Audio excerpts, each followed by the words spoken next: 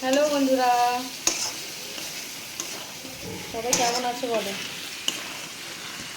দেখো আজকে সানডে, তো সানডেতে একটু চিকেন না হলে হয় বলো, তাই আজকে সানডে চিকেনটা আমি বানাচ্ছি। তো তোমাদের কার কার বাড়িতে আজকে চিকেন মাটন যা হচ্ছে একটু কমেন্টসে বলো। আর এদিকে এদিকে হচ্ছে গিয়ে কলমি শাক ভাজা বসিয়েছি।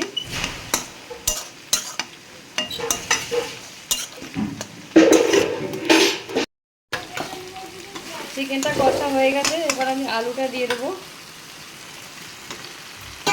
তোমরা বলছিলে না রান্নার ভিডিও দিতে, সেই কারণেই চেষ্টা করছি আর কি।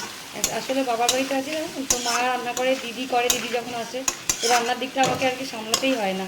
দিদি যখন আসে দিদি করে, না তো মাই করে। তো তোমাদের সবাই আর কি বলছিল, তাই আজকে সানডে রান্নাটা আমিই করছি।